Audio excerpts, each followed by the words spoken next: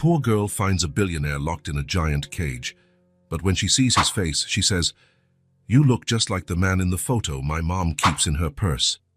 And what happens next shocks everyone. The sky was painted orange when June spotted the butterfly. It wasn't just any butterfly. Its wings glimmered with an impossible blue against the late afternoon sun.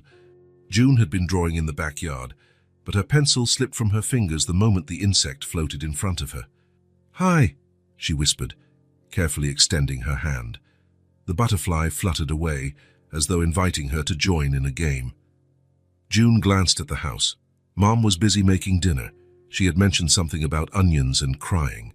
She wouldn't understand about following a special butterfly. "Wait," June pleaded, running after the little blue speck that was now flying out the slightly open gate. She had never gone out alone, but the butterfly seemed to know exactly where to go. It turned at the right corners, stopped by low fences, waited when June fell behind. The quiet street branched out into others. June knew the way to school, to the corner store, to the playground. This path was new. The houses were more spread out, the sidewalks less tended. "Where are you taking me?" she asked, her curiosity outweighing her fear. The butterfly flew higher and then swooped over an old wooden fence. June stopped. The land behind the fence was large and empty, overgrown with weeds and scattered with the remains of never-finished constructions. A vacant lot, like the kind Mom always told her not to go into. The butterfly landed on top of the fence, opening and closing its wings as if saying, "Come on, come on." June looked behind her. She wasn't exactly sure how long she had been walking. The sun still shone, but lower now. Soon Mum would call her for dinner and realize she was gone. Just for a little bit, she promised herself, and her absent mother. She found a space between the fence boards. It was small, but June was even smaller. She slipped through easily, inhaling the smell of earth and tall grass. Her sneakers sank slightly into the damp ground. The butterfly moved forward, passing broken concrete and bricks. At some point, someone had tried to build something there. Now, nature was taking it back. June kept going, ignoring the small scratches the brush left on her arms. The butterfly seemed to glow more brightly now, as if it had its own light. And then she saw it. Hidden among tall shrubs and a pile of abandoned construction materials was a structure that didn't belong there, a cage. A cage big enough for a man, and inside it, there was a man. June stopped, suddenly aware of her own heart pounding. This was not normal. People didn't stay in cages. People stayed in houses, in offices, in stores, not in rusty cages hidden in empty lots. She should run. She should go back home. She should tell an adult. But the man moved. Just a bit. A slow movement, like every inch took great effort. He was sitting on the dirty floor, his back against the bars. The most striking thing to June was that, even in that terrible place, he wore a dark suit and a tie, now stained and torn, as if he had been taken straight from an important meeting to that makeshift prison. The blue butterfly flew in circles around the cage, as though showing June what it had led her there to find. Then it landed delicately on a wildflower growing between the stones.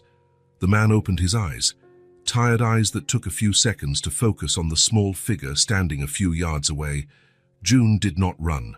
Something in those eyes felt familiar, and sad, and lost.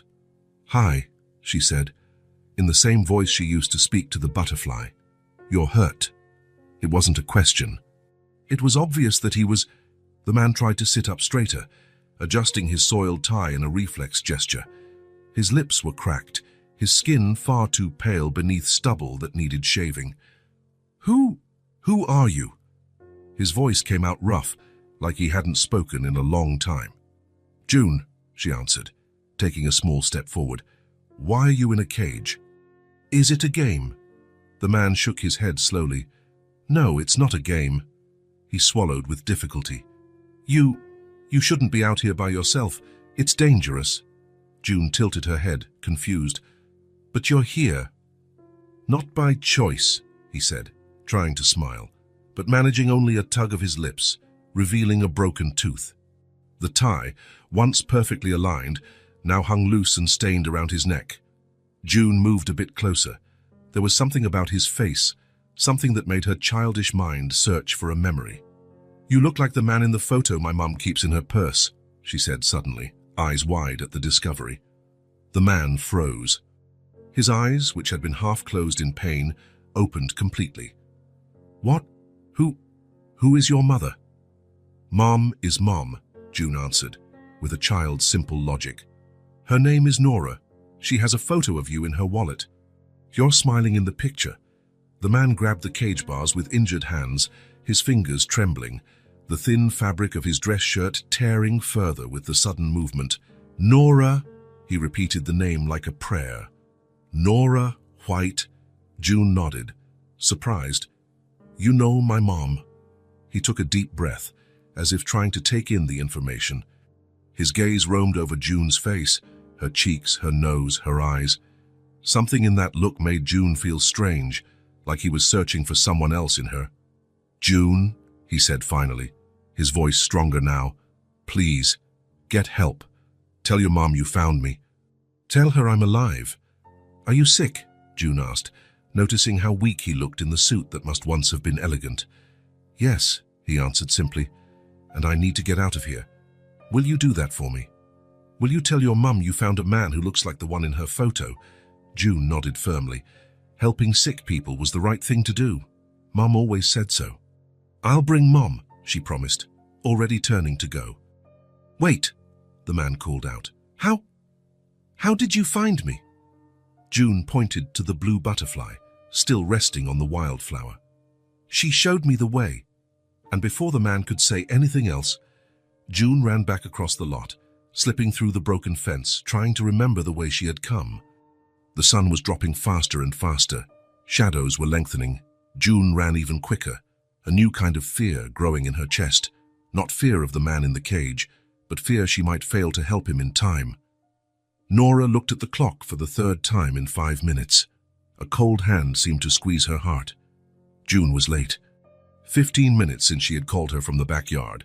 15 minutes of silence. "June!" she shouted again from the back door, her voice jumping an octave with rising panic. The backyard was empty. A drawing lay abandoned on the ground. The gate stood ajar. "No, no, no," Nora muttered, running to the gate. The quiet suburban street stretched out in both directions, with no sign of her daughter. She was about to run left, toward Sandra's house, her neighbor, where June sometimes played, when she heard a voice. "Mom! Mom!" June was running down the sidewalk from the right, cheeks flushed, hair sticking to her sweaty forehead, eyes wide with excitement. Nora sprinted to meet her, crouching down to grab her by the shoulders.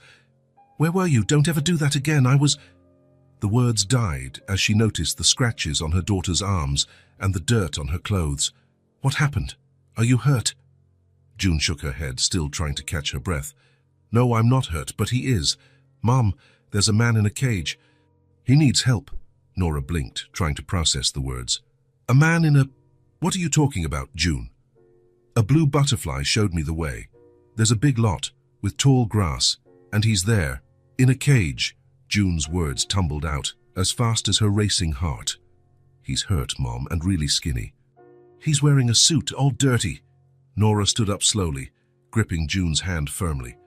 "June, this is very serious. You really saw someone locked up. This wasn't a game or something you imagined." "It's real, Mom. He talked to me. He asked me to get help." Nora felt a chill run down her spine. If it was true, but how could it be? Children imagine things all the time. Maybe June had seen a homeless person, or someone resting near a structure that looked like a cage. "And he knows you, Mom," June continued, tugging her mother's hand with urgency. "He asked if you were Nora White." That made Nora pause. Her last name. How would a stranger know her last name unless he really knew her? "How did he know my name, June?" "Did you tell him?" "No, I just said Nora. He asked if it was Nora White, and I said yes." June was practically bouncing with anxiety. "Come on, Mum, it's getting dark." "Did he say anything else?" Nora asked, trying to keep her voice calm while her mind raced through possibilities. "None of them good." June nodded vigorously. "I said he looked like the man in the photo you keep in your purse, and he got all weird. He told me to say he's alive." Nora felt the blood drain from her face. The photo in her purse, the only photo she kept, the photo she never showed anyone, but that June had once seen when looking for a tissue. "June," she said, her voice almost disappearing. "What did he look like?" "The man you saw." June thought for a second. "Tall, with a beard, but weird. Not like Uncle Mark's. And his hair is all messy. He's wearing a suit and tie, but everything is dirty. Oh, and he's hurt on his face. And skinny, really skinny." Nora swallowed hard. It could be anyone. It had to be anyone. "I'm calling the police," she said finally, guiding June inside. "You'll show them where it is, but we'll go with help. Understand?" June nodded, relieved to be believed at last. "He's going to be okay, Mum." "We hope so," Nora replied, already dialing the emergency number, her heart beating so hard she thought it might burst from her chest. Officer Thompson looked from Nora to June, clearly skeptical. "So your daughter followed a butterfly into a vacant lot and found a man locked in a cage. Put that way, it sounded like a made-up story." Nora felt her cheeks burn. "I know how it sounds," she admitted. "But my daughter doesn't usually make up stories like this, and she knew details that had chilled her. Details about Joel, details June couldn't possibly know. "I can show you where it is," June insisted, tugging on the officer's uniform sleeve. "It's far, but I remember the way." Thompson sighed, looking at his partner, Officer Chen. She shrugged. "Doesn't hurt to check it out. Better than ignoring it and finding out later someone really needed help." "Okay," Thompson agreed. "We'll take a look. But you both stay in the car while we check, got it?" Nora agreed, holding June's hand as they walked to the squad car. Night was falling fast. How many hours had that man, whoever he was, been waiting for help? The drive was short, following June's hesitant directions. For a small child, the distance must have felt longer. But in reality, the vacant lot was less than 10 minutes away by car. "There," June pointed as they passed an old wooden fence. "Behind that fence." Thompson stopped the car and exchanged glances with his partner. "You two stay here." "Lock the doors." Nora watched, heart in her throat, as the two officers grabbed their flashlights and approached the fence. Thompson found an opening to squeeze through, and the pair disappeared into the dark lot. "It's true, Mum," June whispered, her voice small now that the night had arrived. "He's there." Nora stroked her daughter's hair, speaking soothing words she didn't entirely believe. It was impossible. It couldn't be him. Joel had disappeared from her life a long time ago, by his own choice. Even if he were in town, why would he be locked up? Why would anyone do that? Long minutes passed. Nora could almost hear the seconds ticking in her mind, each one stretching into eternity. Then, through the squad car radio, came Chen's urgent voice. "We need an ambulance on scene. We have a male, approximately 35 years old, dehydrated, multiple injuries. He's conscious and wearing a business suit. Repeat, we need an ambulance right away." Nora closed her eyes. So it was true. There really was a man locked up in there. But it couldn't be. The radio crackled again. "Dispatch. Victim identified himself as Joel Holloway. Businessman reported missing 3 weeks ago. Confirm identity." The whole world stopped. The air froze in Nora's lungs. The name echoed in her ears like a deafening bell. Joel Holloway. The man from the photo. The man June had seen. The man who had once been part of Nora's life long ago. The man whose secret she had buried deep. "Mom?" June's voice seemed very far away. "You're crying." Nora touched her own face, surprised to feel tears. She hadn't realized she was crying. "It's okay," she lied, pulling June close. "You did the right thing. You saved someone's life today." In the distance, sirens began wailing, growing louder. Emergency lights painted the night red and blue. People were arriving, people with questions, people who would connect the dots. Joel was alive, and with him, the past Nora had carefully hidden was about to resurface, pushed by invisible hands that moved the pieces of a forgotten puzzle. The blue butterfly, unnoticed by everyone, landed on the roof of the squad car for a moment. Its wings glowed one last time in the pulsating lights. Then it took flight, disappearing into the night that now cloaked the city like a blanket. Central Hospital was buzzing with activity. Doctors and nurses hurried along the fourth-floor corridor, where the most serious cases were treated. Outside room 412, 2 officers stood guard, a necessary precaution when the victim of a crime might still be in danger. Joel Holloway had arrived the previous night, dehydrated, with 3 broken ribs, a fractured wrist, and numerous bruises. The expensive suit he had on when he was found had been cut away by paramedics and replaced with a hospital gown.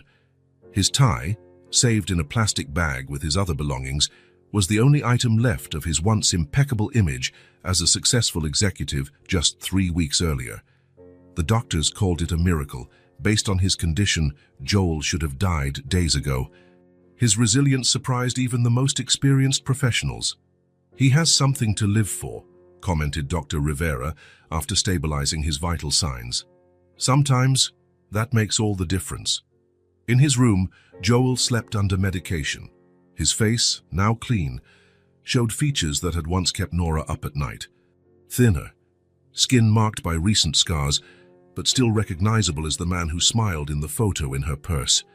Detective Brennan waited for the right moment to ask necessary questions. Who could want to hurt such a respected businessman? Why keep him alive but locked up like an animal?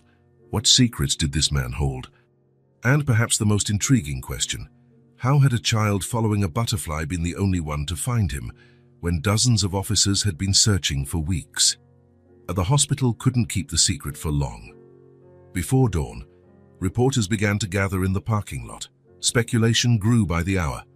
Sources confirmed that Joel Holloway, CEO of Holloway Enterprises, missing for 3 weeks, was found alive, rescued under inhumane conditions, locked in an improvised cage, saved by a child who stumbled upon him by accident. Authorities are looking for clues about those responsible for the kidnapping. The news spread like wildfire. The morning had barely begun, and it was impossible to turn on the TV without seeing Joel's face on some channel. And in a small suburban house, just 10 minutes from that vacant lot, Nora watched it all with trembling hands. "Mom, it's the man from the cage." June pointed to the TV while eating her morning cereal. On the screen, an older photo of Joel from better times, confident, smiling, wearing a flawless suit at some corporate event. Nora simply nodded, unable to form words. She had spent the entire night awake, sifting through memories and doubts, wondering what would happen next. June Daz, with a child's innocence, viewed it all as a grand adventure. To Nora, it felt like the past coming back to haunt her. "Is he going to be okay?" June asked, licking her spoon. "I think so, honey." Nora finally found her voice. "The doctors are taking care of him." "Can we visit him? I want to show him my new drawing." Nora felt her stomach tighten. "Not right now, June.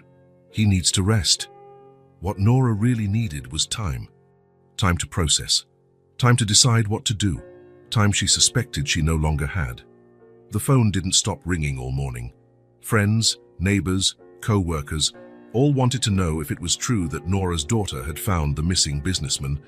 Nora gave vague answers, shielding June from the sudden attention. By the 10th call, she let the machine pick up. "Mrs. White, this is Detective Brennan from the police. We need to talk about Joel Holloway's rescue. Please call back as soon as possible." Nora sat on the couch, staring at the phone like it was a bomb about to explode. It was only a matter of time before the questions began. Questions she wasn't sure she wanted to answer. On TV, another special bulletin started. The reporter, with a serious expression, relayed the latest developments.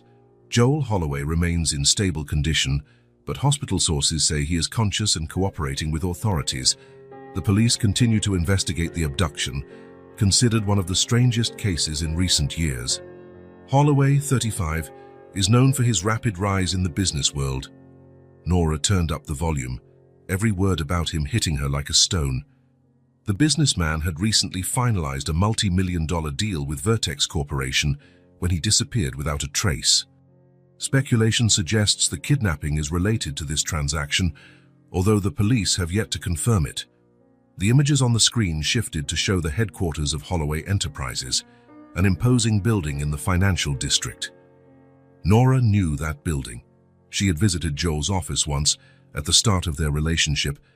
Back then, he only occupied a small suite, but he spoke about the future as if he could already reach out and touch it.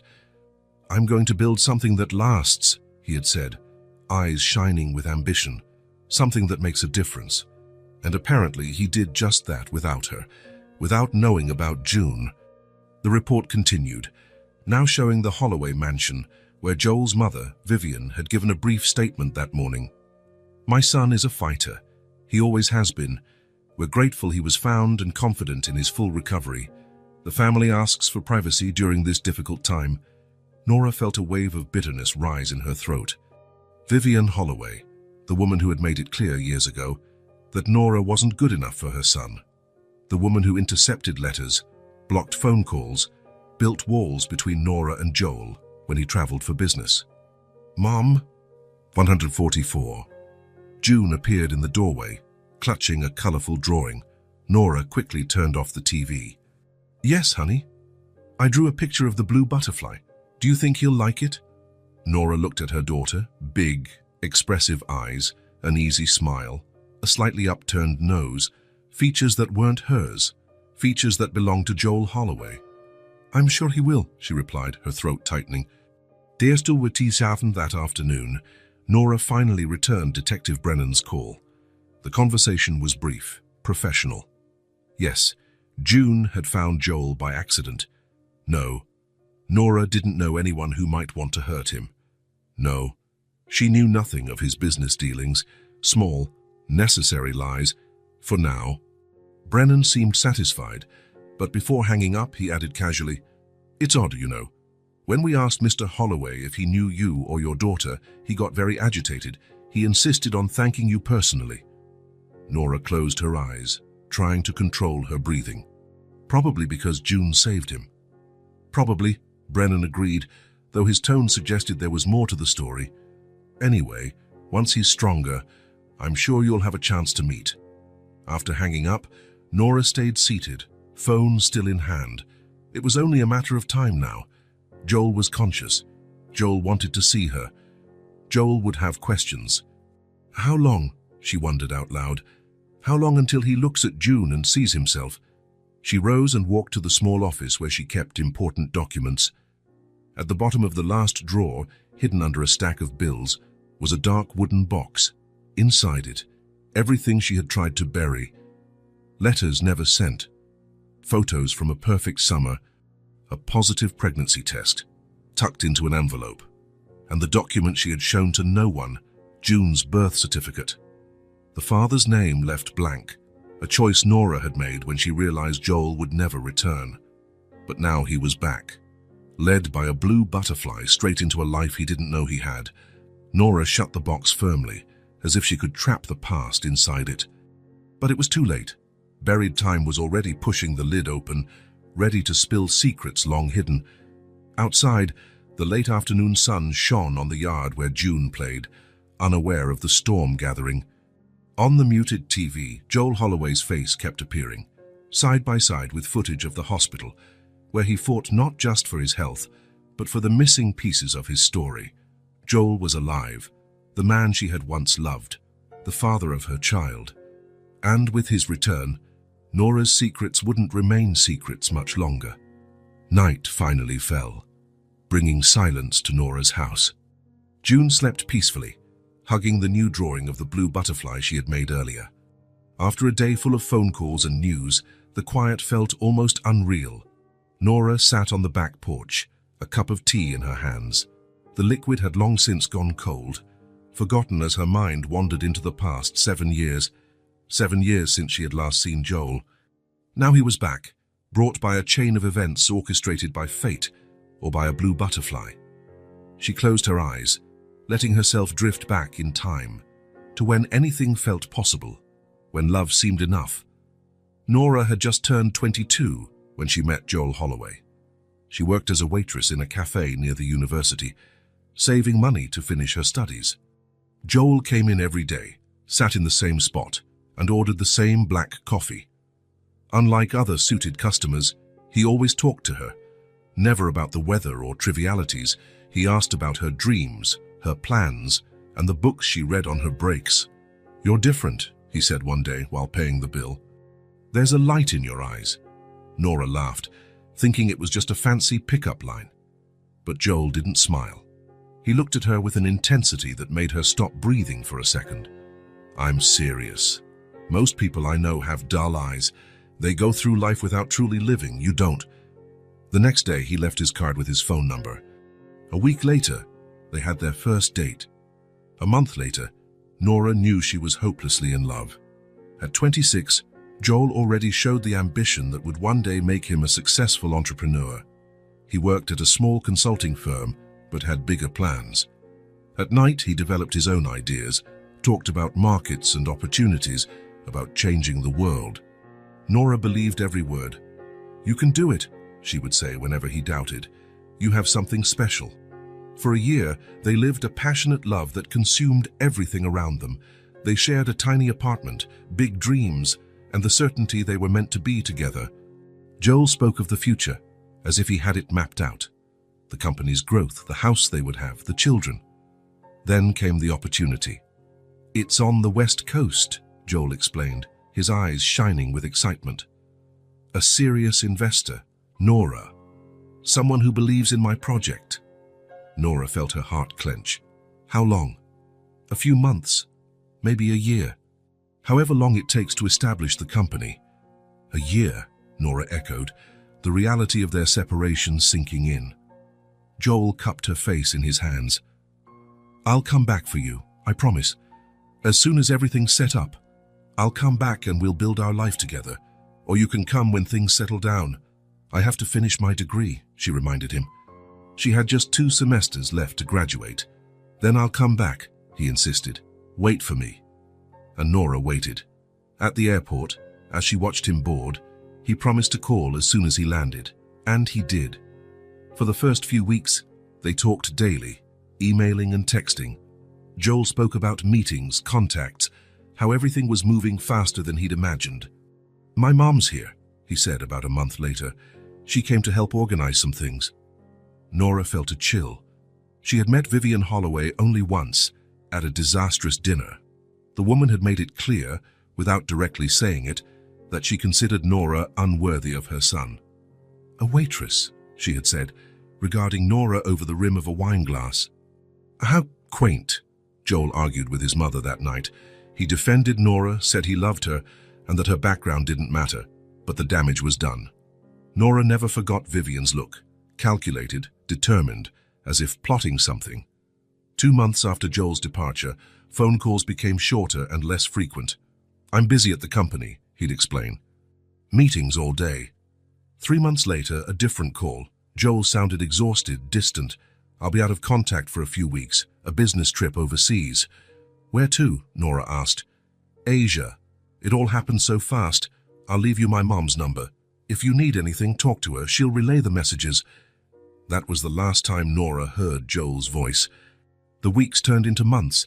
She dialed every number she had, but they went to voicemail. She sent emails that were never answered. Finally, desperate, she called Vivian. "Joel is very busy," the woman said, her voice as cold as ice. "He got your messages, of course. But please understand, dear, he's building a future. He can't be distracted." "Can I talk to him?" "Just 5 minutes. He's in Japan now, tricky time zone." Nora wrote letters, long letters, detailing her days, her feelings, her plans for when he returned. She sent them to the address Vivian reluctantly provided. "I'll make sure he gets them," the woman had promised. But the answers never came. Then came the positive pregnancy test. A life growing inside her, created during those last nights together before Joel left. Nora called every number she had, sent urgent messages. "We need to talk. It's important." Finally, Vivian picked up once more. "He's moved on," she said bluntly. "He thought it best not to stay in touch. You're young, Nora. You should move on too." "But I need to speak to him." "I'm pregnant." Vivian's voice grew even colder. "And how can we be sure it's his?" The accusation hit Nora like a slap. She hung up, unable to continue. In the following days, she tried a few more times, but Vivian's number had been blocked. Emails bounced back as undeliverable. The letters were returned to sender. Joel had vanished from her life as completely as if he had never existed, except for the child growing in her womb. Nora opened her eyes, returning to the present. The cup of tea was still in her hands, cold. The moon lit the small backyard. The tears she hadn't noticed before had dried on her cheeks. 7 years she had waited, not actively, not every single day, but part of her never stopped waiting. The same part that still kept that photo in her purse. She got up and walked quietly to June's room. In the darkness, she could see her daughter's shape asleep. The greatest gift Joel, unknowingly, had given her. The reason she had found the strength to go on. She raised June alone, with help from friends, working extra hours, studying late to finish her degree. She never put Joel's name on the birth certificate. If he didn't want to be part of their life, he wouldn't be forced to. But now he was back. And the truth, the one Nora held in her heart, was that she had never truly believed Joel had abandoned her by choice. Something about how everything happened felt off. The abrupt communication cut off, Vivian's cold words. Perhaps, Nora thought, lightly touching her sleeping daughter's face, perhaps it was time to find out what really happened. The invisible scars she'd carried for 7 years began to throb, reminding her of wounds never fully healed, wounds that would now have to be faced. The next morning brought a grey sky, as though even the weather was hesitant, torn between rain and sun. Nora stared at her open closet, trying to decide what to wear to the hospital. A part of her, the proud, hurt part, wanted to look good, strong, as though the last 7 years had been kind, not a constant fight. "Mom, we're going to be late," June's voice echoed down the hall. Nora grabbed a simple but elegant dress. She wasn't trying to impress anyone, she told herself. She just wanted to feel confident. June was already waiting in the living room, holding the drawing of the blue butterfly carefully folded in her small hands. She had woken earlier than usual, excited about the visit. "Do you think he'll like it?" she asked, showing the drawing for the 3rd time that morning. "I'm sure he will," Nora said, double-checking her purse to be sure they had everything. What she didn't admit to her daughter was the whirlwind of emotions swirling inside her. Fear, anger, confusion, and a small, treacherous spark of hope that refused to die, a spark that had survived 7 years of silence. The drive to the hospital was short, but it felt endless. June chattered away, oblivious to her mother's silence. She talked about the man in the cage, about how the blue butterfly had shown her the path, about how happy she was that he was getting better. "He looked so sad in that cage," June said, gazing out the car window. "Do you think he has kids?" The question hit Nora unexpectedly. I don't know, honey. Why do you ask?" June shrugged. "I just figured it must be sad to be locked in a cage far away from your family." Nora gripped the steering wheel tighter, focusing on the road. "Yes, it must be very sad." Parking the car, Nora took a deep breath, trying to organize her thoughts. "Remember what we talked about?" she asked, adjusting June's light jacket. "We'll just ask how he's doing, give him your drawing, and then we'll leave. Mr. Holloway needs to rest." June nodded, though her eyes gleamed with the hope of a longer visit. "Can I tell him about my school?" "We'll see," Nora said, making no promises. The hospital was less crowded than Nora had expected, but reporters still hovered near the main entrance. She held June's hand more tightly and used a side entrance to avoid the cameras. The first headlines about Joel's rescue continued to attract attention, though slightly less intense now.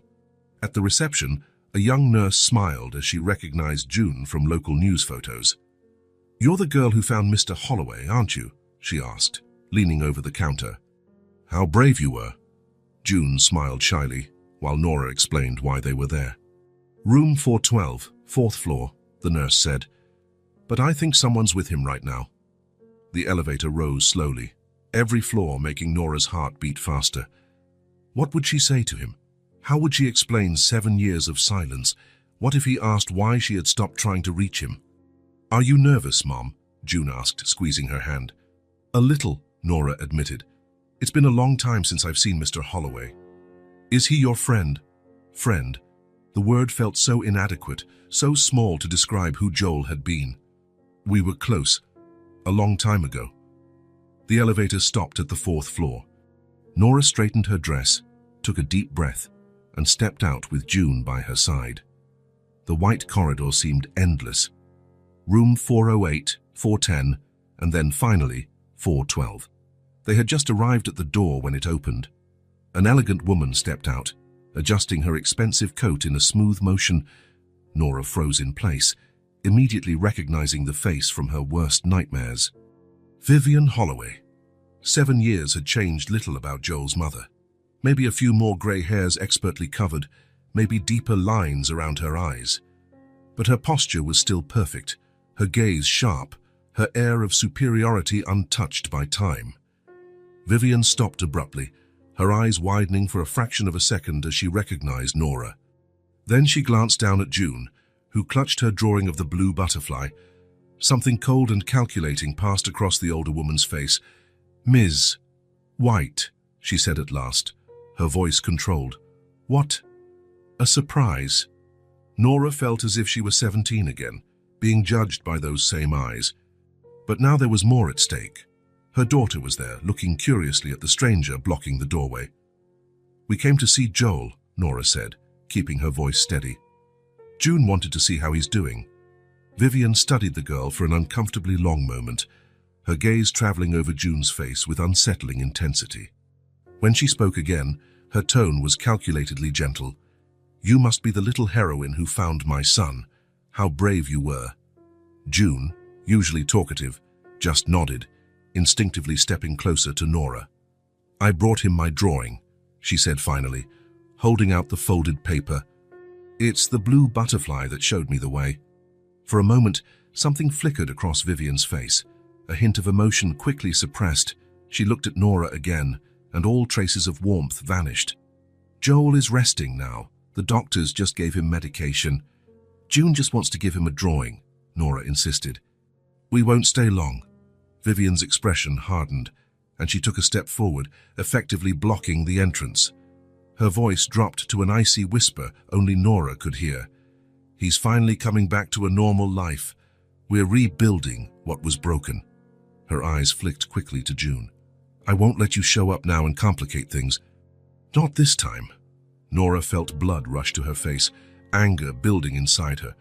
"He asked to see us. The detective brought us here yesterday." "A mistake," Vivian replied quickly. "Joel isn't thinking clearly after what he's been through. I'm protecting him, as I always have. As I always have. As I always." The words echoed in Nora's mind, bringing back all the suspicions she'd buried over the years. The unanswered letters, the blocked calls, the messages that never arrived. "You don't have the right to stop this visit," Nora whispered, so softly, the words barely came out. "I was clear about wanting to see us." Vivian's face remained impassive, but her eyes shone with glacial determination. "You disappeared from his life for 7 years," she hissed, each word cutting like ice. "And now you appear, suddenly, with a child in tow. What's your plan exactly?" Nora met Vivian's gaze without flinching. "I'm not planning anything. June saved his life. She just wants to know if he's okay." "What a fascinating coincidence, don't you think?" Vivian's eyes narrowed slightly as she looked at June again. "Out of everyone in this city, it was your daughter who found him." The implication hung in the air between them. Nora felt her throat tighten. Vivian had always been a master at making her feel small, inadequate, and suspicious. "It was the butterfly," June chimed in, seemingly unaware of the tension between the two women. "She showed me the way." Vivian looked at the child with an expression mixing dismissal and curiosity. Then she turned back to Nora with a practiced smile. "Joel needs peace and quiet now. Not distractions from the past." "Mom," June tugged on the sleeve of Nora's dress, "can we give him the drawing now?" Before Nora could reply, Vivian turned to June with a calculated smile. "Why don't you give the drawing to me, dear? I promise I'll make sure he gets it as soon as he wakes up." June glanced up at Nora, clearly uncomfortable, clutching the paper to her chest as though protecting it. "We'd better come back another day, June," Nora said finally, placing a protective hand on her daughter's shoulder. "Mr. Holloway needs to rest right now." Vivian smiled triumphantly, then turned back to Nora with a politely distant expression. "Thank you for helping my son, but you can go now." That old contempt was there, in the subtext of her courteous dismissal, the same tone she used on the phone years ago, telling Nora Joel was too busy to speak to her. Nora swallowed, staying silent. Part of her, the young, insecure part, wanted to run away from that corridor, that hospital, those memories, but another part, the woman who had survived alone for 7 years, refused to be dismissed so easily. "Come on, June," she said finally, her voice quiet but firm.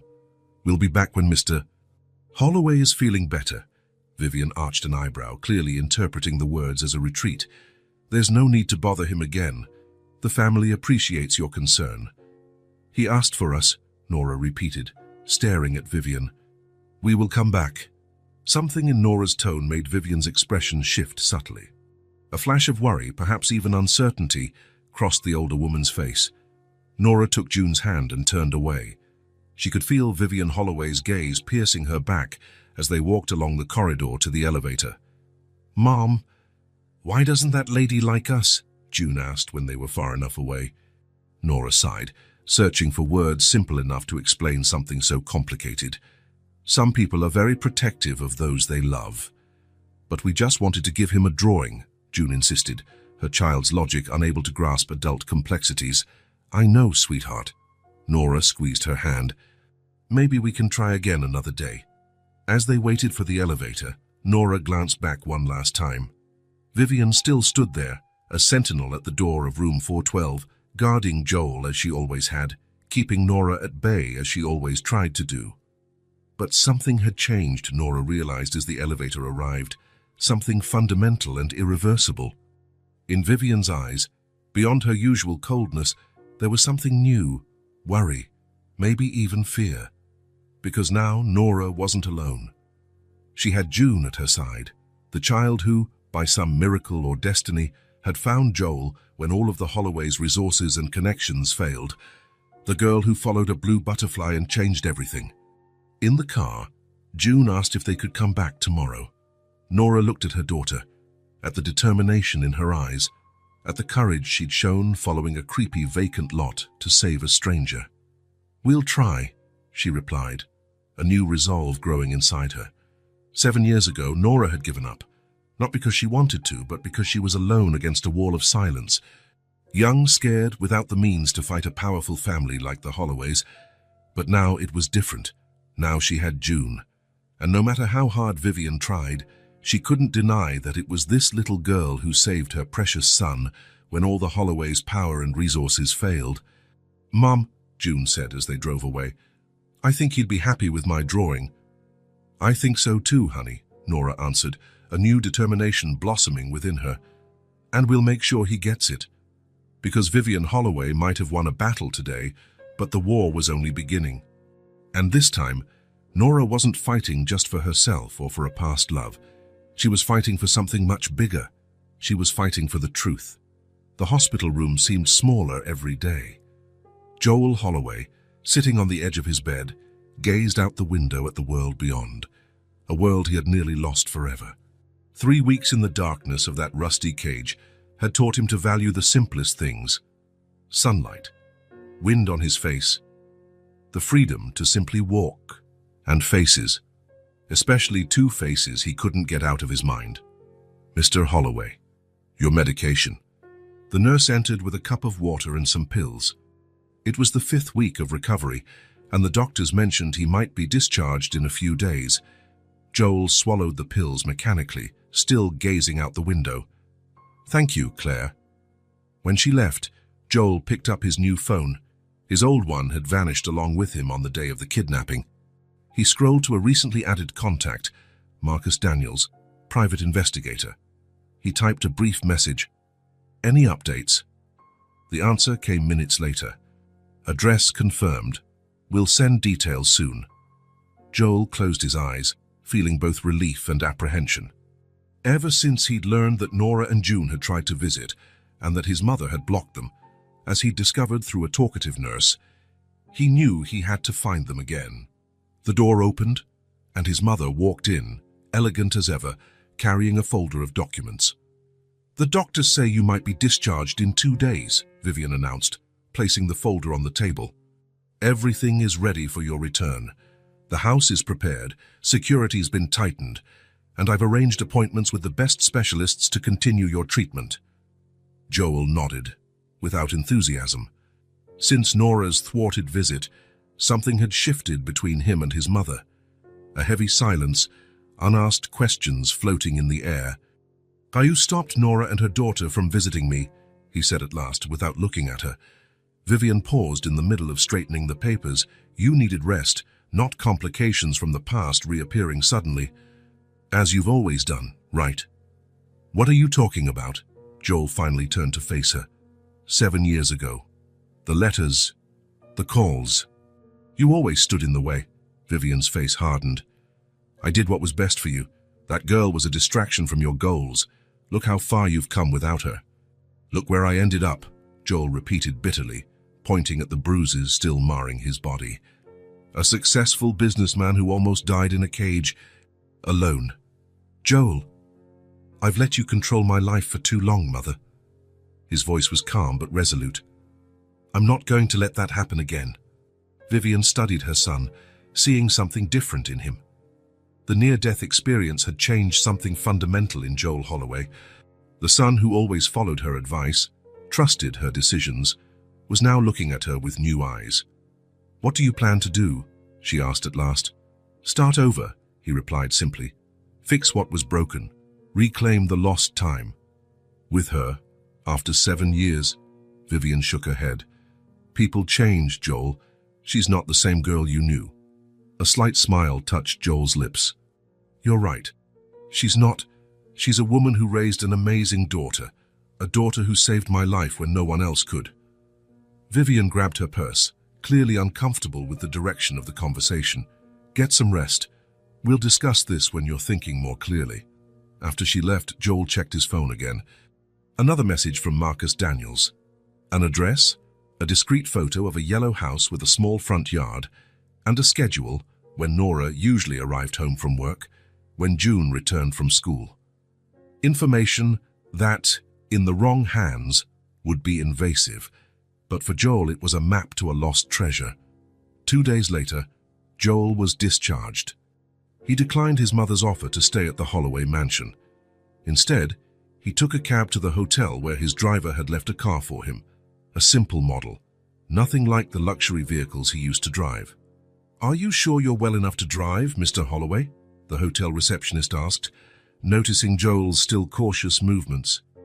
"I'm fine," he replied, though his wrist, just freed from its cast, still ached when he gripped the steering wheel.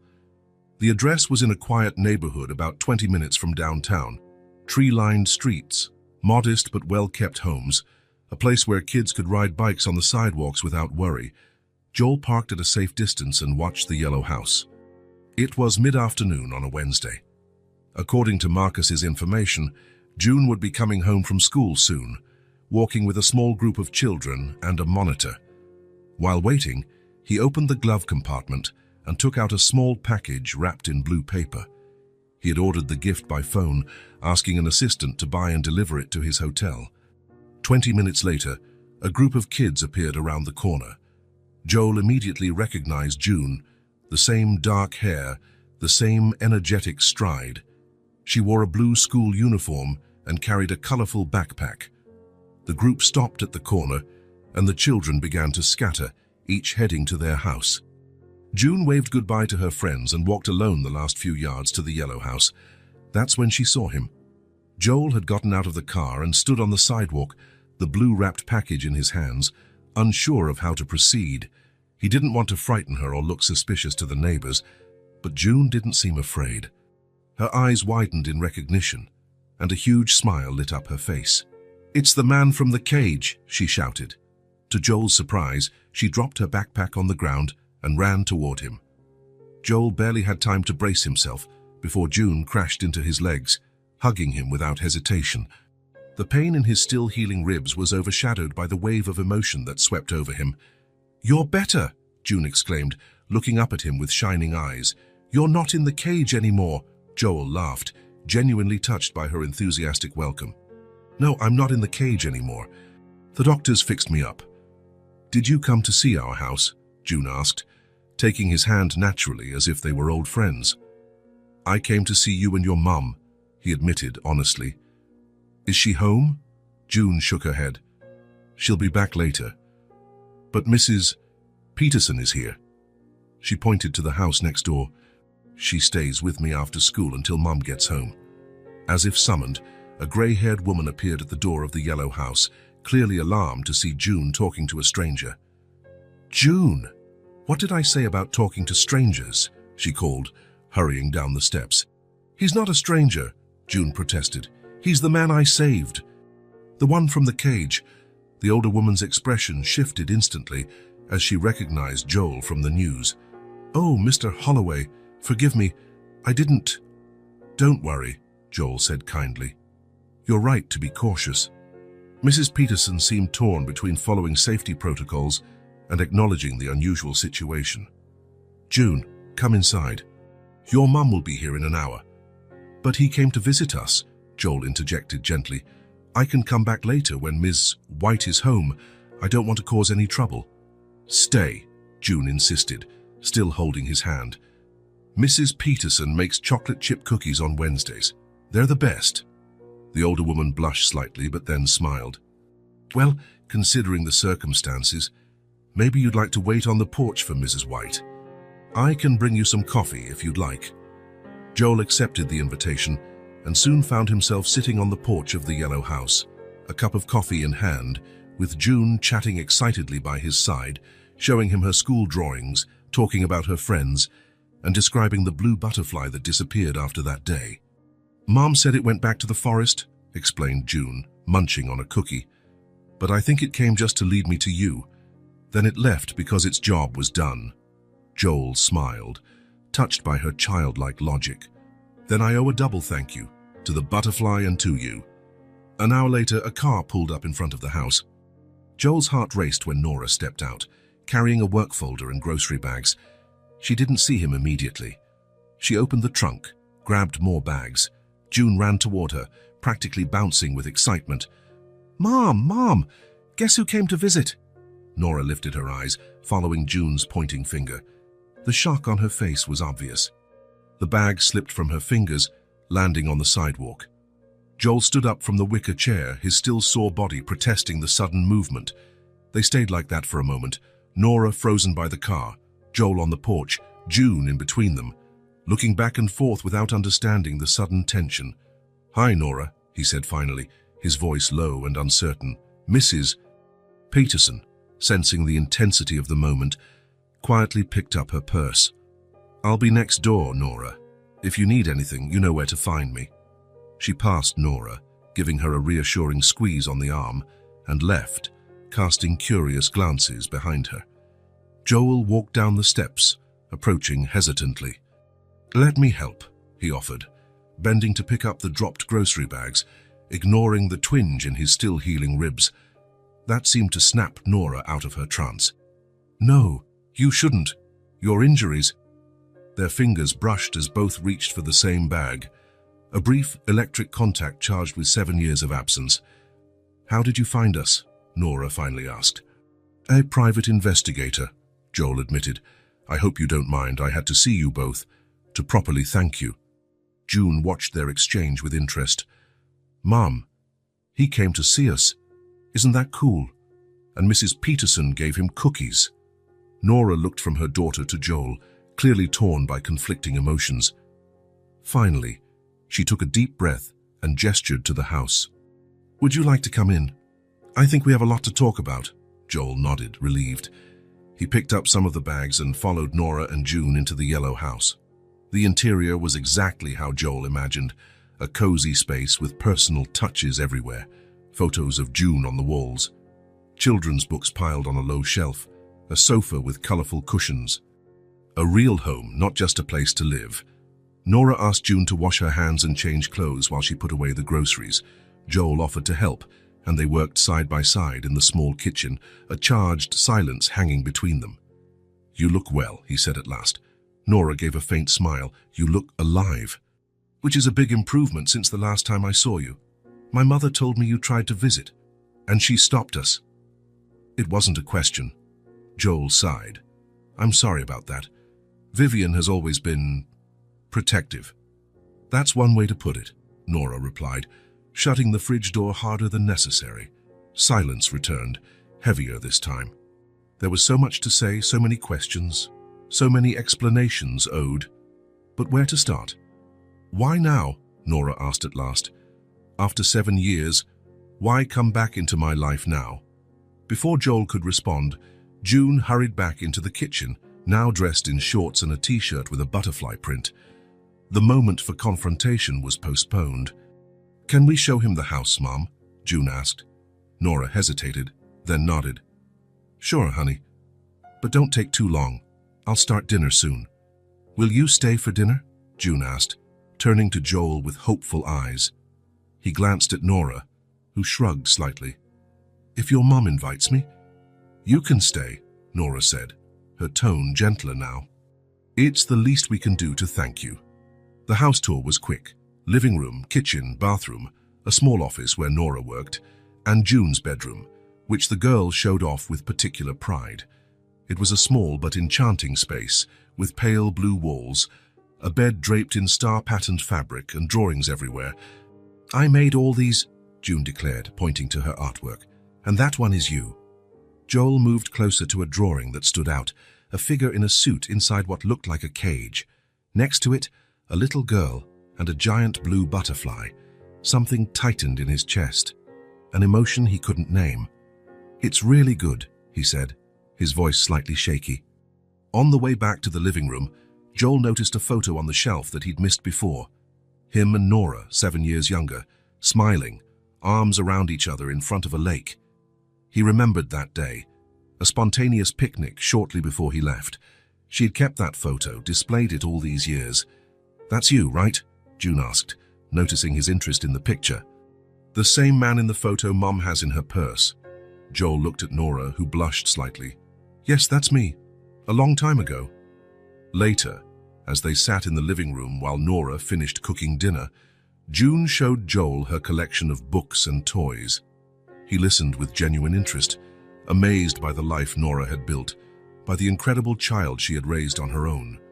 That was when the question came, naturally, as he watched June line up her favorite toys to show him.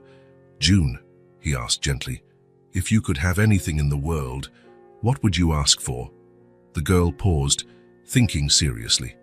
Her eyes scanned the room, the toys, the books. For a moment, Joel thought she might wish for something extravagant, a trip to Disney, a real pony, a castle. "A rag doll," she finally answered. "One you can brush the hair." Joel blinked, surprised by the simplicity. "That's it?" June nodded, her eyes shining. "Mom said maybe for my birthday, but that's still far away." "When is your birthday?"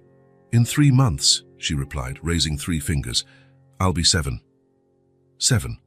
The number hit Joel like a punch. The same amount of time he'd been away from Nora. He did some quick mental math, and something odd flickered through his mind. But before he could chase that thought, Nora called them for dinner. The meal was surprisingly pleasant. June led the conversation, telling stories from school, asking Joel about what it was like being in a cage. "Dark and scary," he answered simply, wanting to know if he had pets. Nora stayed mostly quiet, watching them interact with an expression Joel couldn't fully decipher. After dinner, when June went to brush her teeth and get ready for bed, Joel and Nora finally had a moment alone. "She's amazing," he said, breaking the silence. "You did a wonderful job, Nora." "I did what had to be done," she replied simply. "Alone." The word hung between them, loaded with unspoken accusation. "I didn't know," Joel began. "I never got your letters, your calls. I thought you'd moved on." Nora shook her head in disbelief. "I looked for you for months, Joel. Called every number I had. Sent letters. Your mother said you didn't want contact anymore." "Vivian interfered," Joel admitted, guilt weighing on him. "I only found out recently. When I told her I wanted to see you, to thank you for June finding me. She confessed she intercepted our communications, said she did what was best for me. Nora swallowed hard, eyes bright with unshed tears. 7 years, Joel. 7 years that won't come back. Before they could continue, June returned in her pajamas, asking Joel to read her a bedtime story. Nora reluctantly agreed, and he followed June to her room. When the story ended and June was nearly asleep, Joel remembered the blue package he had left in the car. He'd had it with him all evening. "June," he whispered, "tomorrow I'll bring you something special." "What?" she mumbled sleepily. "A surprise, but I promise you'll like it." "A doll," she murmured. Joel smiled, touched by the hope in her voice. "Maybe. Now go to sleep." When he left June's room, Nora was waiting in the hall. "I should go," he said. "I've already taken enough of your time." Nora nodded, walking him to the door. On the porch, they paused, facing each other with 7 years of absence between them. "Can I come back tomorrow?" Joel asked. "There's so much we need to talk about, so much we need to understand." Nora hesitated, but finally agreed.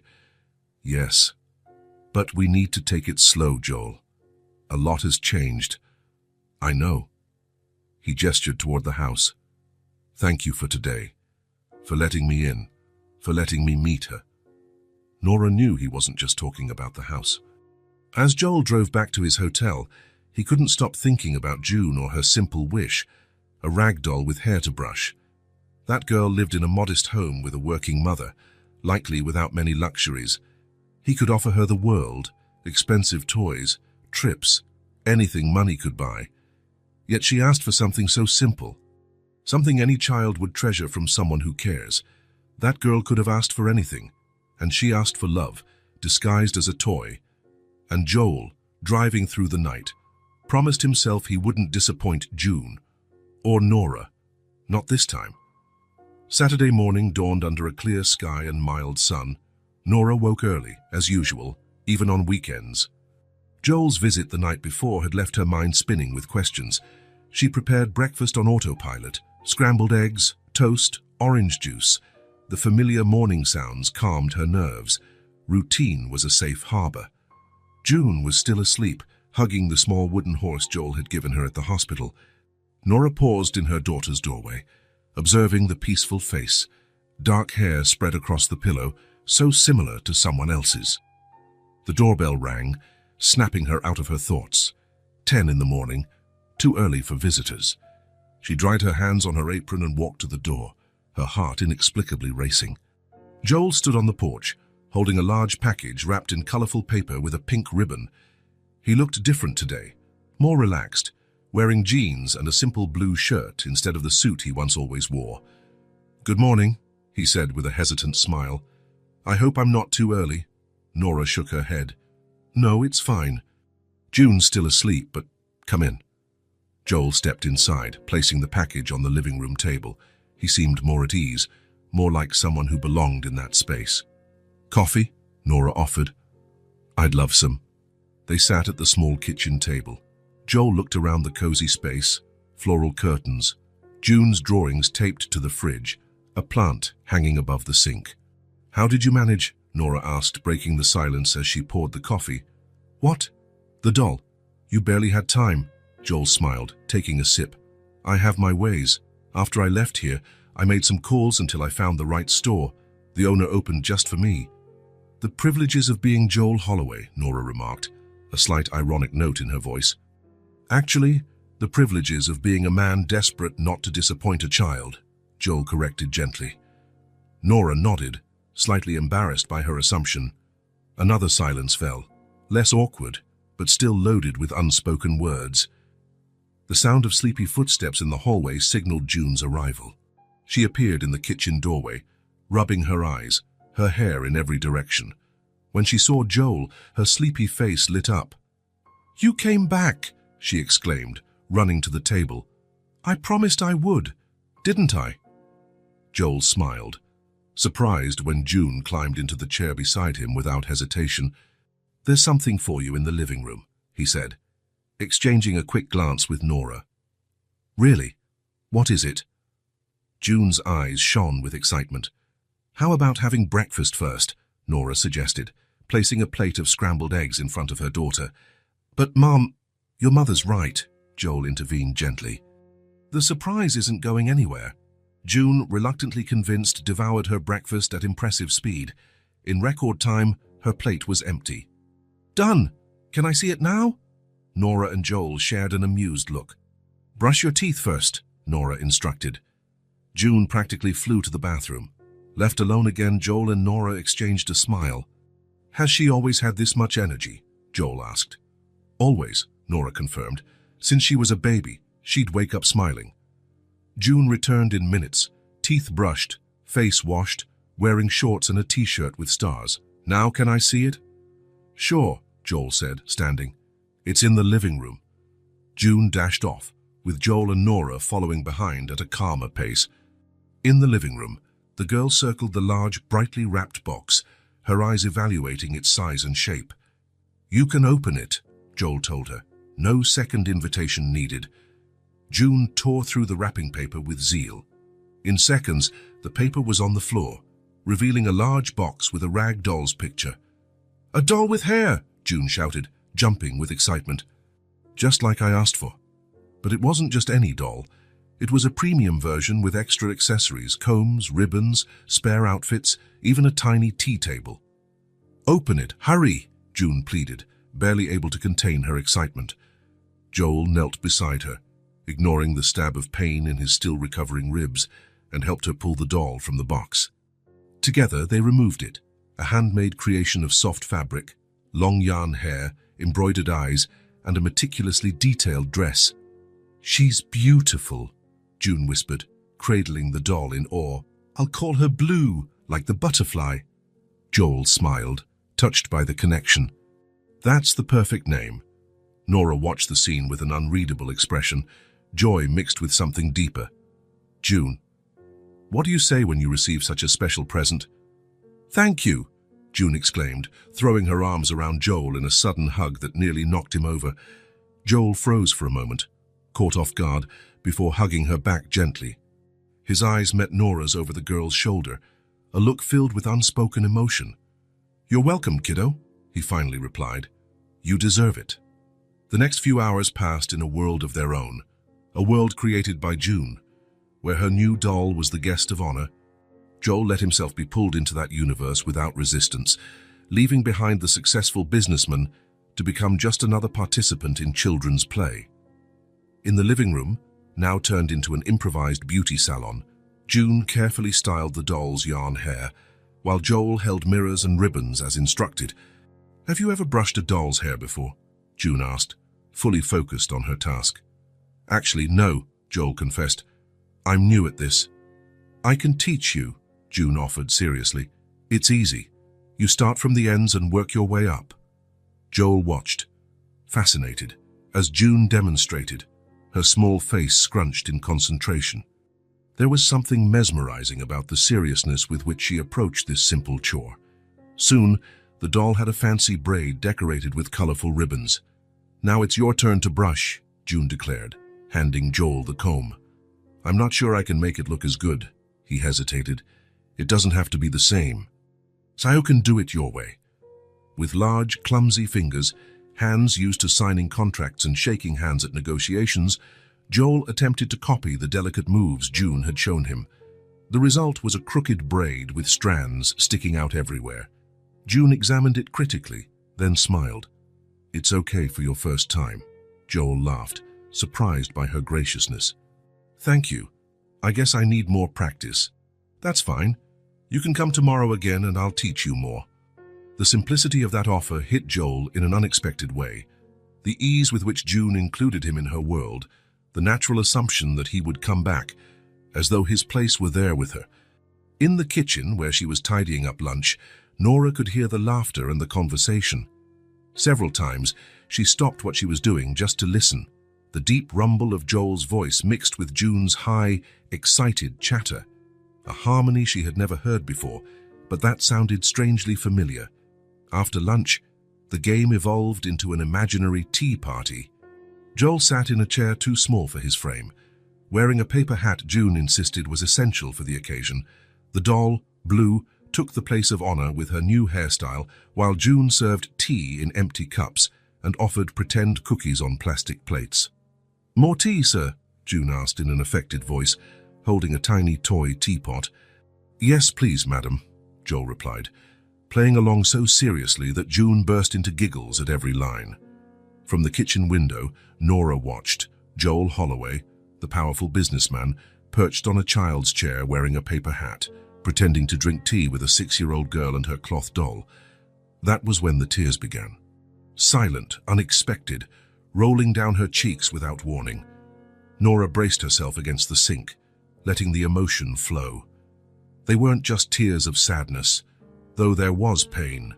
Pain for 7 lost years, for moments like this that never were.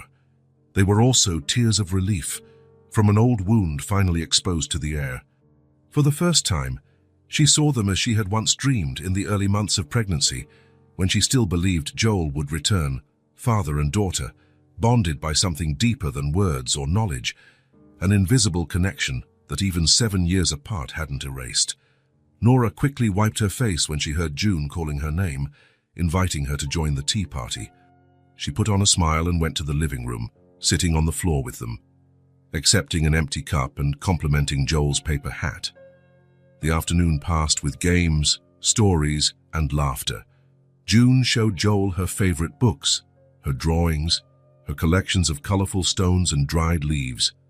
Joel listened with genuine fascination, asking questions, treating each small treasure as if they were as valuable as the multi-million-dollar deals he once managed. And maybe they were. And the sun was setting, painting the sky orange. By the time June finally gave in to exhaustion, dozing off on the couch with the doll Blue clutched firmly, Joel covered her with a light blanket Nora handed him. "She had quite a day," he observed, looking at the sleeping girl. "I guess we wore her out." "You made her very happy," Nora replied. "I've never seen her so excited about someone." Joel felt warmth fill his chest. "She's an incredible kid, Nora. You did an amazing job." Nora gestured toward the porch. "Want to get some air? June will probably sleep for a while." The porch of the yellow house was small but welcoming, 2 wicker chairs side by side, hanging plants overhead, garden lights that automatically turned on at dusk. They sat in silence for a few minutes, watching the sky darken. "Thank you for today," Nora said finally, "for the gift, for spending time with her." It meant a lot to June. "It meant a lot to me too," Joel replied. "More than I can explain." Silence returned, more comfortable now, as if something had been settled. The lights in nearby houses began to flicker on, little yellow beacons in the growing darkness.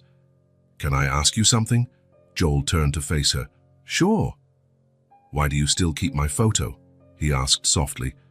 "June said you have one in your purse, and I saw the other on the shelf.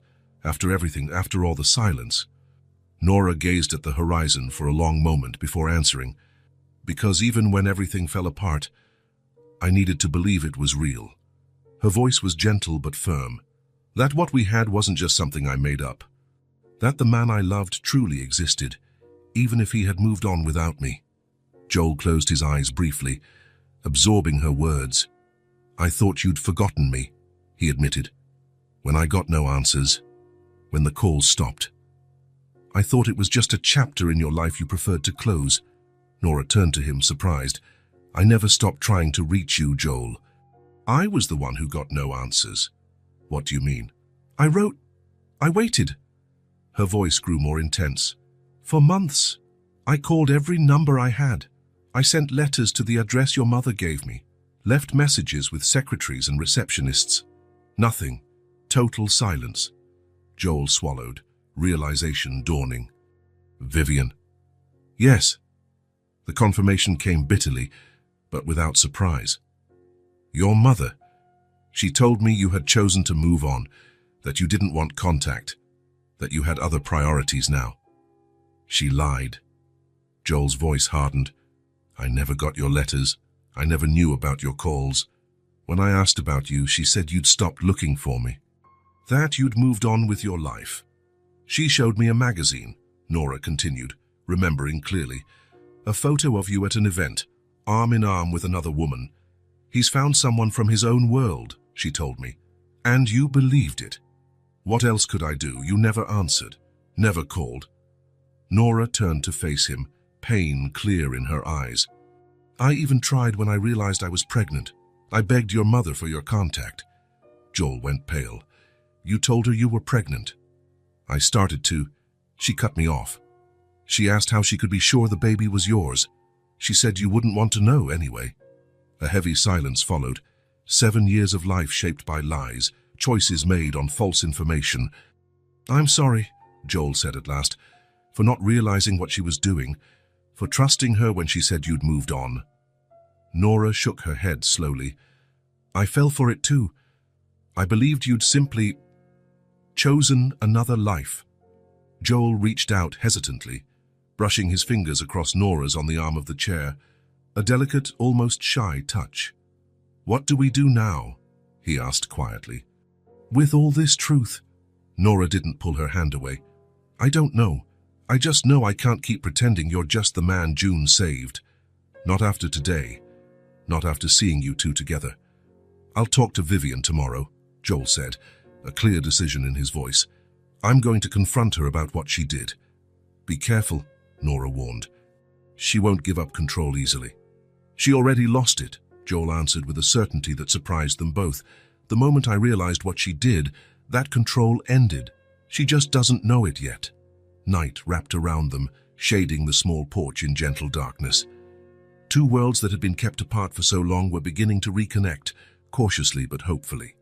Thank you for today, Joel said, still lightly holding Nora's fingers. It was more than I deserved.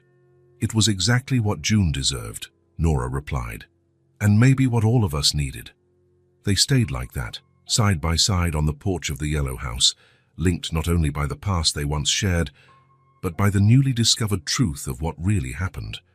Both victims of the same silence, orchestrated by Vivian, and for the first time in 7 years, that silence had finally been broken. The Holloway mansion stood imposingly against the morning sky, its white columns and tall windows reflecting the sunlight. Joel parked in the circular driveway, staring at the house where he'd grown up. It had never truly felt like home, more a monument to the family's ambitions than a place of warmth. After all he'd learned from Nora the night before, he knew exactly what he had to do. He couldn't put off this conversation any longer. The butler answered the door with usual formality. Mr. Holloway, your mother is in the library. Joel dismissed him with a nod and walked down the familiar corridor. Each step echoed on the marble floor, matching the resolve he'd never felt so strongly before. He found Vivian seated in her favorite armchair, reading reports with glasses perched on her nose. At 60, she remained elegant and commanding, hair perfectly styled, pearls at her neck, posture flawless. Joel, she said, looking up with a carefully measured smile. What a pleasant surprise. I didn't expect to see you today. We need to talk, he replied, staying on his feet. Something in his tone made Vivian's smile falter slightly. About what? About Nora. About the letters she sent me 7 years ago. About the lies you told. A heavy silence filled the library. Through the large window, the sun cast shadows of books on the shelves, creating geometric patterns on the Persian rug. I don't know what you're referring to, Vivian said at last, though her voice betrayed a tension rarely heard. Please, Joel said, stepping closer. Don't insult my intelligence. I spoke to Nora yesterday. We compared stories. Vivian removed her glasses slowly, folding them with methodical precision, buying time while she recalculated her approach. I see you found her again, despite my advice, she said, a note of studied disappointment in her voice. It wasn't advice, Mother. It was manipulation. Like so many times before. Joel, you're emotionally vulnerable after what happened, Vivian argued, standing up. That woman is taking advantage of you. Stop, Joel interrupted, with a firmness that surprised them both. You have no right to talk about her like that, not after what you did. Tense silence followed. Vivian studied her son as if truly seeing him for the first time. There was a new resolve in his eyes, a determination never there before. What exactly do you think I did? She asked eventually. You intercepted Nora's letters, blocked her calls, told her I didn't want contact, and told me she'd moved on. Vivian didn't answer right away. For a moment, she seemed to consider denying everything. Then something changed in her expression, not regret but resignation, as though she realized the game was up. You were young, she said finally. You had your whole future ahead of you. Opportunities that couldn't be wasted on a teenage romance. So you admit it, Joel said. No surprise, just confirmation of what he already knew. I did what any mother would do. I protected your future. Joel shook his head in disbelief. It wasn't protection. It was control. You decided what was best for me without giving me a choice. You would have ruined your life, Vivian said, her voice growing hard. That girl, that relationship, they didn't match your goals, your potential. I had to protect your future. The truth finally out, hanging between them like a ripped veil. Joel regarded his mother, the familiar face now revealing a calculated coldness he had chosen not to see before. And in doing so, you destroyed what I most wanted to live, he replied, voice low but firm. Vivian stepped closer, touching his arm, a maternal gesture she often used to calm disagreements, to regain control. Look at everything you've accomplished, Joel. The company, the success, the respect, everything we dreamed of. Everything you dreamed of, he corrected, pulling away from her touch. You never asked what I truly wanted. You were too young to know what you wanted? And now, am I still too young? Do I still need you to decide what's best for me? Joel walked to the window, looking out at the meticulously designed gardens, so controlled, so artificial, like the life his mother had planned. How many other decisions did you make for me? He asked. How many opportunities, relationships, experiences did you filter because they didn't fit your vision of my life? Vivian's silence was answer enough. I'm going to pack my things, Joel said, heading toward the door. I'm not coming back to this house. Where will you stay?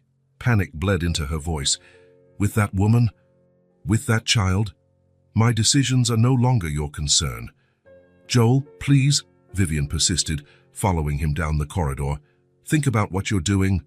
Don't throw away everything we've built over sentimentality. Joel stopped, turning to face her one last time. There was no anger in his gaze, just a surprising calm. I'm not throwing anything away. I'm starting to build something for myself, something real. He climbed the stairs to his old room, gathering some clothes and personal items into a single suitcase. When he came back down, Vivian was waiting in the foyer, composed, but with eyes that betrayed her worry. You'll regret this, she said as Joel walked to the door. When you realize the mistake you're making. The only mistake I made was letting you decide my life for so long. Leaving the Holloway mansion, Joel felt the weight of decades of expectations fall from his shoulders. For the first time in his adult life, he was genuinely making his own choice, and it was the most liberating thing he'd ever experienced. Rain fell in sheets when Detective Brennan called Joel. 3 days had passed since his confrontation with Vivian, and Joel was staying at a hotel near Nora's house. Though she'd offered the guest room, they agreed they needed time, for June, for themselves, to process all that was happening. Mr. Holloway, Brennan's voice sounded urgent. We have new developments in your case, significant ones. Can you come to the police station today? Did you find out who was behind the kidnapping? Joel's heart sped up. We'd prefer to talk in person, and you might want to bring your lawyer. An hour later, Joel and his corporate attorney, Martin Wells, walked through the doors of the Central Police Station. The place was bustling, typical of a Monday afternoon, but Joel hardly noticed the commotion. His mind was set on one thing, finally learning who had kept him captive for 3 weeks. Brennan received them in a meeting room, not a typical interrogation space. A good sign, Joel thought.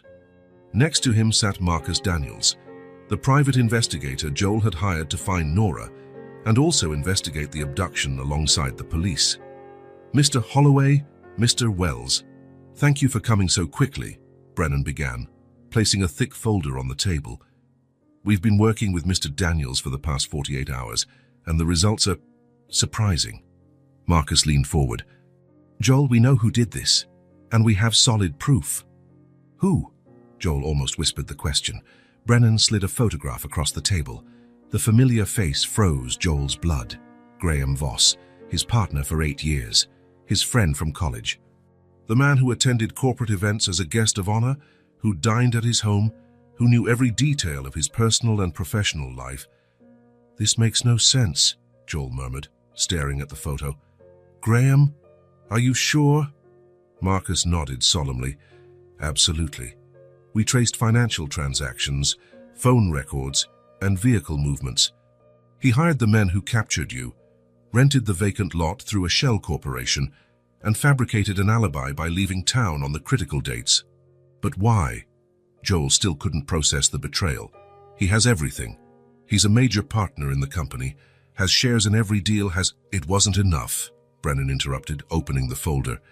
"Based on the evidence, including emails and messages from his devices, Voss intended to take over Holloway Enterprises entirely. Your disappearance was the first step. Martin Wells, the attorney, skimmed the documents. How long did he plan to keep you missing?" "From what we found, at least 2 months, Marcus explained. "Long enough for you to be officially declared missing, enabling him to trigger certain clauses in your partnership contract." Joel recalled the contract revision from the previous year. Graham had insisted on adding contingency clauses in case either partner became incapacitated for an extended period. At the time, it seemed prudent. Now the sinister motive was clear. "What would happen after 2 months?" Joel asked, though he suspected the answer. Marcus and Brennan exchanged looks. Brennan replied, "We didn't find explicit plans for a final outcome, but there were searches on his computer about body decomposition and remote areas a few hours from the city." Joel closed his eyes briefly, absorbing that revelation. Graham hadn't just betrayed him, he had planned his murder. "Did he act alone?" Joel asked, regaining composure. "From what we uncovered, yes," Marcus confirmed. "The men hired for the capture had no idea who you really were. They were told you were a debtor, and to keep you alive until further orders. They were paid through offshore accounts we traced back to Voss. We arrested those men 2 days ago," Brennan added. "They confessed and identified Voss as the ringleader." Martin Wells stood, adjusting his suit. "And Graham Voss? Has he already been taken into custody?" "We're on our way to arrest him now," Brennan said. "We wanted to let you know first, Mr. Holloway, given how personal this betrayal is. Also," he hesitated for a moment, "we thought you might want to be there." Joel considered it. Graham Voss, the man he'd known since he was 20, who witnessed his climb in business, who apparently envied him to the point of plotting his death. Yes, he decided.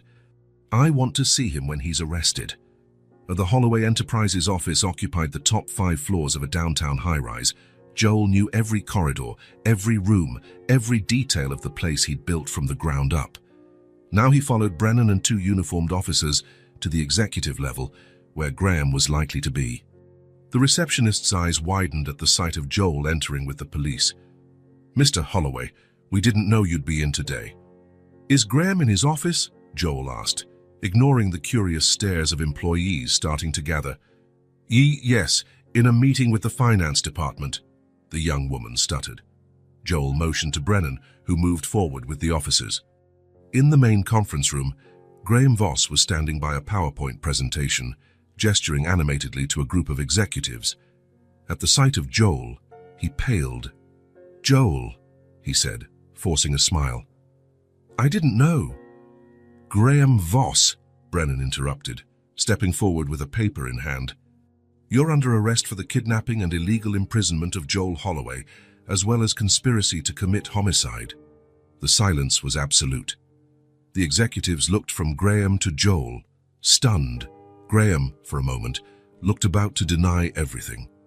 Then he saw Marcus enter the room with a box of evidence, and something in his eyes shifted. "You weren't supposed to be found so soon," he said at last, surprisingly calm. "It was a perfect plan." "Plan?" One of the executives stood. "What's he talking about, Joel?" "He abducted me and planned my death to take over the company," Joel replied, his eyes fixed on the man he'd once called a friend. "Driven by envy and lust for power?" "It's more complicated than that," Graham protested as the officers handcuffed him. "You always had everything so easily, Joel. The name, the family money, the connections. I worked twice as hard for half your recognition." Joel said nothing. There was nothing to say to justify such betrayal. "He has the right to remain silent," Brennan began, reciting his Miranda rights as he led Graham out of the conference room. Employees watched in shock as Graham was taken down the hallway in handcuffs. He kept his head high but avoided eye contact with anyone. Joel followed a few steps behind, feeling neither triumph nor pleasure, only deep exhaustion and, oddly, relief. That night, after dealing with the press and reassuring alarmed investors, Joel drove to the Yellow House. Nora waited on the porch, having followed the day's events in the news. "How are you?" she asked when he sat beside her. "Still processing," Joel admitted. 8 years of friendship, dinners, trips, confidences. "And all that time, he envied you. Apparently, in the emails they found, he called me the lucky one who never valued what he had." Joel sighed, running a hand over his tired face. Maybe he was right about that. Nora didn't respond. There were no easy answers for a betrayal that deep. The front door opened, and June came out in her pajamas, holding the doll Blue. "Mom said you had news," she said, sitting on the step below them. Joel exchanged a glance with Nora, who nodded slightly. "Yes," he answered, choosing his words carefully. "We found out who put me in that cage. It was someone I thought was my friend, but he wanted to take my place and keep my things." June frowned, taking in the complexity only children can. "And he went to jail, like in the books." "Yes, he was arrested. The police found all the proof." "So it's over?" Joel glanced at the night sky, at the stars shining after the day's rain. He pictured Graham being led to a cell, Vivian isolated in her mansion, the lost years that would never return. "It's over," he said finally. "What?" June asked, hugging her doll. Joel looked at Nora, then at June, feeling a clarity he hadn't felt in a long time. "The dark part of the story," he said softly. "Now we can start a new chapter." June seemed satisfied. For her, it was simple.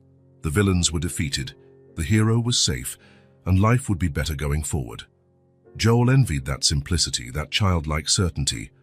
Summer arrived in full force, painting the sky a brilliant blue and flooding gardens with bursts of color.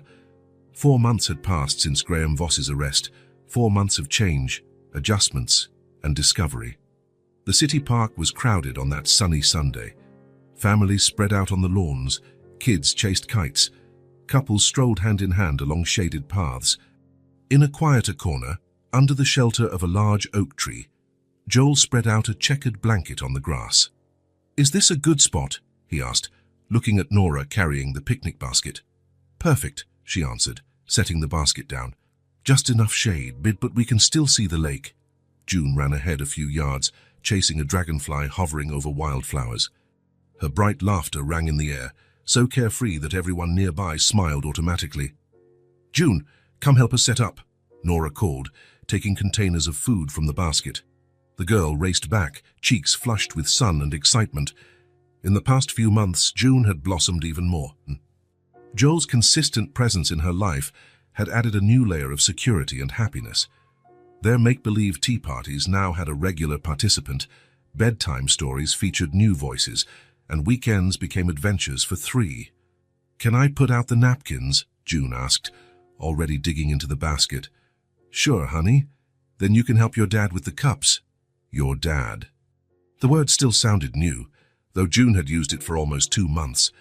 Joel vividly remembered the day she asked, over breakfast, if she could call him that. Nora had frozen, coffee cup halfway to her lips, waiting for his response. Joel, throat tight with emotion, had just nodded, unable to speak. The transition hadn't been easy. After Graham's trial, where he pleaded guilty in exchange for a lighter sentence, Joel had divided his time between rebuilding the company and building a relationship with his new family. At first, they had regular dinners and weekends together. Then came nights spent on the couch when bedtime stories ran late. Finally, 6 weeks ago, he officially moved in. his belongings mingling with Nora's in the yellow house that now felt like a true home. The truth about Joel's paternity had been revealed to June gradually. Nora and Joel agreed she deserved to know, but they wanted to handle it carefully. In the end, June made it simpler. "I already knew," she'd said, startling the two adults who had painstakingly planned the conversation. "We have the same nose, and we like the same stories, and sometimes you make the same face I do when I'm thinking." A child's perception, free from the complicated filters of adulthood, made everything clearer. "I made a special sandwich for you, Dad," June said now, handing him a neatly wrapped package. "It has extra jelly, just how you like it." Joel smiled, accepting the gift. "Thank you, sweetheart. It looks delicious." Nora watched them with a mix of joy and wonder. She still had moments when all of it felt like a dream. Joel sitting beside them for a Sunday picnic, her daughter calling him Dad, the natural way they formed a family. As if those 7 years of separation were just a parenthesis in the story they were always meant to live. "What are you thinking?" Joel asked, noticing her distant look. "How we got here," she answered, opening a thermos of lemonade. "All the what-ifs that could have stopped this from happening." Joel nodded, understanding. What if June hadn't followed that butterfly? What if he had died in that cage? What if they'd never discovered the truth about Vivian? "But we're here," he said simply, taking Nora's hand and squeezing it gently. "That's all that matters." Lunch unfolded with light conversation and laughter. Joel talked about new projects at the company, now reorganized after Graham's departure. Graham's conviction had made headlines everywhere, but Holloway Enterprises was recovering well, backed by new investors and renewed market confidence. Nora talked about her job in marketing, where she had recently been promoted. Years of single parenthood had forged a determination now recognized professionally. June shared stories from school, her friendships, her daily discoveries. Her teacher had noted positive changes in the last few months. The girl had always been bright, but now she radiated a new confidence and calm. "Sarah said my family is different," June mentioned, chewing on an apple. "Because you two were apart and then got back together. She said her parents got divorced and never wanted to see each other again." Joel and Nora exchanged uncertain looks. How to respond? Once again, it was June who offered the wisdom they needed. "I told her every family has its own story. And ours is like those books where you have to go through hard things before you get a happy ending." Joel felt his heart swell. How could someone so young understand something that so many adults never grasped? After they finished eating, Joel lay down on the blanket, using the backpack as a pillow. June snuggled up next to him, and together they began spotting shapes in the clouds. "That one looks like a dragon," Joel pointed. "No, it's a horse with wings," June corrected. "A Pegasus." "Yes, how did you know?" Joel smiled, ruffling his daughter's hair. "I read a lot of stories when I was your age." Nora watched them, legs folded, sipping lemonade. Even now, there were times it all felt surreal. How smoothly Joel and June had connected, as if the blood bond was stronger than the years apart. The past few months hadn't been all sunshine. There had been tough adjustments, painful conversations, and moments of insecurity. Vivian was still a sensitive topic. Although she'd attempted to reconcile, the relationship remained tense. Trust, once broken, takes time to mend. Joel insisted on family therapy. "I don't want to repeat old mistakes," he'd explained. "I want to do this right." It proved a wise choice. The sessions helped the three of them navigate the complex waters of becoming a family again. Practicalities of merging two adult lives also posed challenges. Nora, used to making all decisions alone, sometimes struggled to share responsibilities. Joel, accustomed to independence, occasionally felt out of place in the routines Nora and June had established. But day by day, small hurdles were overcome, and the new dynamic became more natural. Suddenly, June stood up, her eyes wide as she stared at something above them. "Look, look!" she cried, pointing at the air. "It's her, the blue butterfly." Joel and Nora followed her gaze. Floating gracefully over the nearby flowers was a butterfly with bright blue wings, shimmering like pieces of the sky in the sunlight. "Do you think it's the same one?" Nora asked, getting to her feet for a better look. "I'm sure," June took a few steps toward it, which didn't fly away. "It's the same one that led me to Dad that day." Joel joined them, watching the butterfly circle above the three of them, almost as if inspecting the newly united family. "She knew," June said with absolute conviction, unique to children. "She took me right to you." The butterfly landed briefly on a nearby flower, opening and closing its wings slowly, as if acknowledging June's words. "Maybe she came to check if we did a good job," Joel suggested, draping his arm around Nora's shoulders. "If we fixed what was broken, did we?" June asked, looking between them. Nora smiled, her eyes meeting Joel's. Wordlessly, she slipped her hand into his, their fingers interlacing, an easy habit formed over the past few months. "Yes," Nora answered, "but we didn't fix it to make things how they were before. We built something new," Joel added. "Something stronger." The butterfly lifted off again, circling the little family one last time before rising into the sky, its brilliant blue wings blending with the infinite blue above. June waved goodbye, as though the butterfly could see the gesture. "Thank you," she whispered to the wind.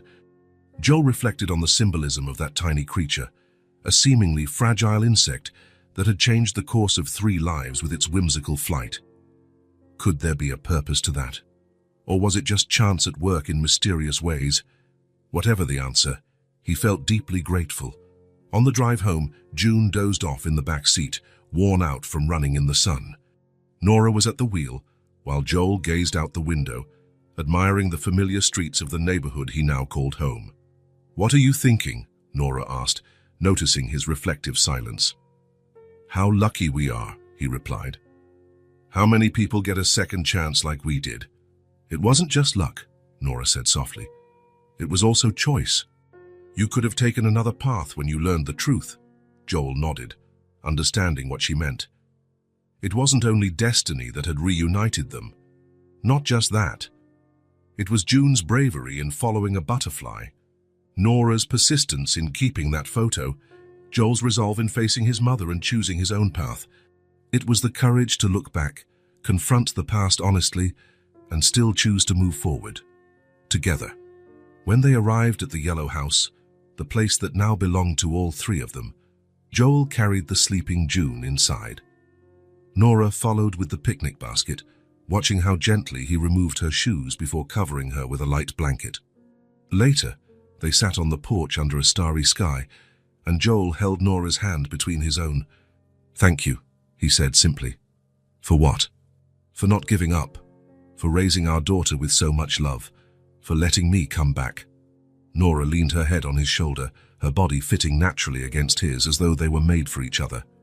The Holloway family had returned, not to what they were before, but to something new, something stronger, built on love, truth, and conscious choice. And somewhere, perhaps, a blue butterfly watched, content with a job well done.